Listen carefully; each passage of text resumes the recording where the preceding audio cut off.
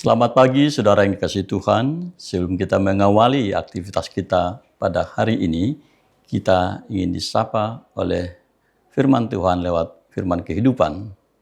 Namun sebelumnya, marilah kita awali dengan doa.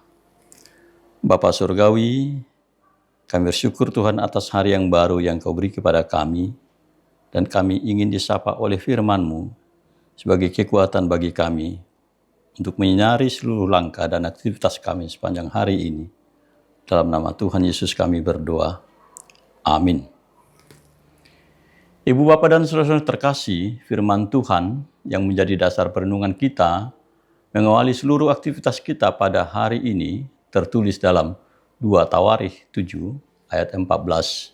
Demikian dikatakan, "Dan umatku yang atasnya namaku disebut, merendahkan diri, berdoa dan mencari wajahku, lalu berbalik dari jalan-jalannya yang jahat.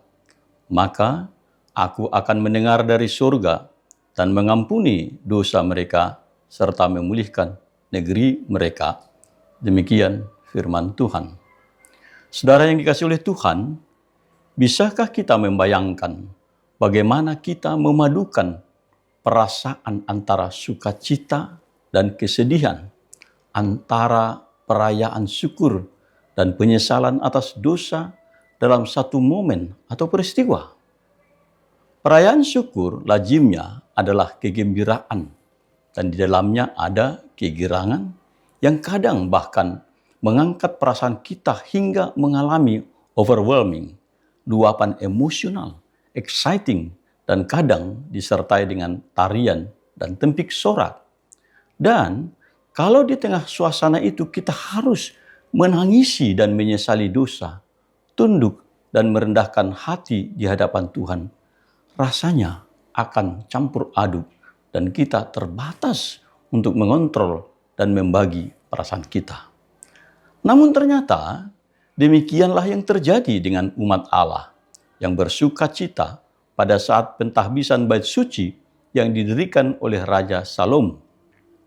Salah satu karya terbesar dan menjadi kebanggaan bagi Raja Salomo adalah ketika dirinya lah yang kemudian diizinkan Tuhan mendirikan bait suci yang telah digagasi sebelumnya oleh ayahnya Raja Daud.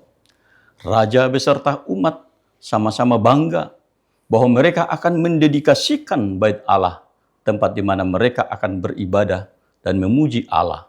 Sesuatu yang berbeda dari keadaan sebelumnya, di mana tabut perjanjian yang melambangkan kehadiran Allah masih ditaruh di dalam kemah dan berpindah-pindah.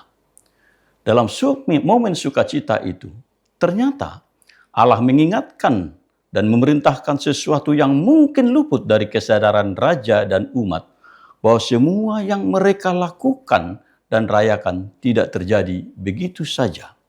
Ada proses dan peristiwa yang terjadi dalam relasi mereka dengan Tuhan yang selalu harus diingat, yakni kasih dan penyertaan Tuhan yang mengantar perjalanan hidup mereka. Di dalamnya diingatkan juga akan ketidaksetiaan umat, pelanggaran dan pemberontakan serta kejahatan hati mereka, yang bahkan mengingatkan dari hari di mana mereka dituntun keluar dari perbudakan Mesir. Oleh karenanya, sukacita dan keberhasilan yang akan dirayakan ini harus diawali dengan penyesalan, pertobatan, dan meneguhkan komitmen mereka untuk sungguh-sungguh hidup sebagai umat Tuhan dalam ketaatan. Dengan demikian, perayaan pentahbisan bait suci ini harus dirangkai dengan perayaan selama 7 hari, termasuk hari pendamaian, dan diikuti hari raya Pondok Daun, dan ditambah perayaan penutup selama 8 hari. Mereka tidak boleh larut dalam euforia kegembiraan saja, tetapi juga harus mengingat bahwa mereka pun pernah dihukum oleh karena pelanggaran dan kejahatan hati mereka. Hanya dengan membangun komitmen untuk membarui relasi mereka dengan Tuhanlah, maka ibadah dapat dilayakkan. Itu sebabnya dalam ayat sebelumnya, Tuhan seakan mereview kembali pengalaman hidup mereka untuk mendapatkan makna baru dari sukacita mereka. Bila mana aku menutup langit, sehingga tidak ada hujan, dan bila mana aku menyuruh belalang memakan habis hasil bumi, dan bila mana aku melepaskan penyakit sampar di antara umatku, dan umatku yang atasnya namaku disebut merendahkan diri, berdoa dan mencari wajahku, lalu berbalik dari jalan-jalannya yang jahat, maka aku akan mendengar dari surga dan mengampuni dosa mereka, serta memulihkan negeri mereka. Sekarang mataku terbuka dan telingaku menaruh perhatian kepada doa dari tempat ini. Nah, sekarang telah kupilih dan kukuduskan rumah ini supaya namaku tinggal di situ untuk selama-lamanya. Maka mataku dan hatiku akan ada di situ sepanjang masa. Ayat 13 dan 16. Saudara yang kasih oleh Tuhan, apa pentingnya memahami firman ini dikaitkan dengan konteks yang melatar belakangi kehidupan mereka? Ada 4 hal yang berharga di sana, yakni pertama, umat diajak untuk merendahkan diri dan menyadari kegagalan mereka selama ini, dan dengan menunjukkan kesedihan dan penyesalan atas dosa mereka, maka hal itu sekaligus menjadi momen di mana mereka memperbaharui komitmen mereka untuk melakukan kehendak Allah. Hal itu mereka lakukan tidak saja sebagai kesadaran kolektif, melainkan juga atas dosa-dosa pribadi. Dari segenap suku Israel, orang datang ke Yerusalem mengikuti orang-orang Lewi itu, yakni orang yang telah membulatkan hatinya untuk mencari Tuhan Allah, dan mereka datang untuk mempersembahkan korban kepada Tuhan Allah nenek moyang mereka. 2 Tawarikh 11 ayat 16. Yang kedua, umat diajak untuk berdoa. Mereka harus bersungguh-sungguh berseru kepada Tuhan dan memohon kemurahannya, dan harus sepenuhnya bergantung dan percaya kepada Tuhan. Doa memastikan bahwa relasi dengan Tuhan terus berlangsung. Doa itu juga harus dilakukan secara kontinu, bukan kebutuhan sesaat saja, dan Tuhan akan menjawab mereka.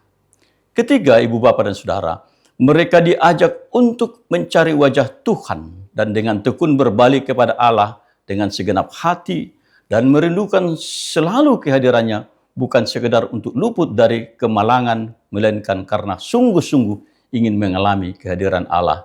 Dan yang keempat, mereka diserukan untuk berbalik dari jalannya yang jahat, yakni sungguh-sungguh bertobat dan meninggalkan segala bentuk penyembahan berhala, meninggalkan sikap kompromistis yang duniawi, serta memohon pengampunan dan menerima penyucian.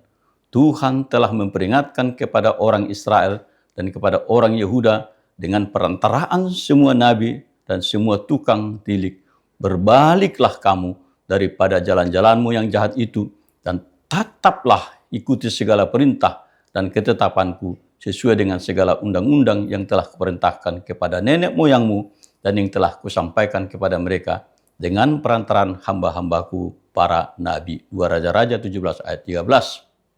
Ibu bapak dan saudara terkasih, apa yang disampaikan lewat teks firman Tuhan ini sesungguhnya juga menggambarkan pengalaman dan kebutuhan kita hari ini.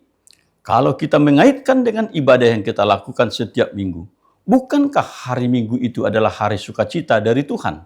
Merayakan Kristus yang bangkit pada hari Minggu, di mana kita memuji Tuhan serta memohonkan doa-doa, serta menerima firman yang menegur dan menguatkan kita dengan berkat-Nya. Tetapi bukankah juga pada ibadah yang sama kita juga datang ke hadapan Tuhan sebagai orang yang berdosa dan dengan kerendahan hati mengaku dosa serta memohon pengampunannya? Demikianlah kita memahami relasi kita dengan Tuhan dibangun atas keyakinan iman yang menyadari siapa kita di hadapan Tuhan dan berharap akan pertolongan dan berkat-Nya. Lebih daripada itu, secara pribadi, setiap kita membutuhkan pemulihan dan penguatan dari Tuhan dalam kelemahan dan keterbatasan kita, baik secara fisik maupun secara rohani. Kita membutuhkan topangan Tuhan dan kekuatan darinya dalam menghadapi dan menjalani hari-hari dalam zaman yang tidak semakin mudah dihadapi dengan berbagai ketidakpastian. Merendahkan diri dan menyadari kelemahan kita dan berdoa kepada Tuhan sesungguhnya bukan menunjukkan kemalangan kita, namun sebaliknya merupakan ungkapan harapan dan optimisme yang ingin kita raih di dalam Tuhan sebagai sumber kekuatan dan pertolongan kita. Dengan berharap dan mengandalkan Tuhan, kita justru memiliki kekuatan yang melampaui kelemahan kita, bahkan yang lebih berkuasa atas segala perkara dan kesulitan apapun di dunia ini. Hari ini, kuasa dan kehadiran Tuhan dinyatakan bagi kita. Amin. Mari kita berdoa. Terima kasih Tuhan untuk sapaan firman-Mu bagi kami. Biarlah kiranya firman kehidupan-Mu ini akan menerangi seluruh langkah, gerak hidup dan aktivitas kami sepanjang hari ini, menjadi penguatan bagi yang lemah, yang berduka, dan menjadi kekuatan inspirasi bagi yang bersuka cita dan ingin meraih hari-hari yang baik dan menerima segala berkat Tuhan. Dalam nama Tuhan Yesus kami berdoa. Amin. Anugerah Tuhan kita Yesus Kristus, kasih setia dari Allah Bapa, dan persekutuan dalam kuasa Roh Kudus-Nya menyertai kita hari ini sampai sepanjang masa. Amin.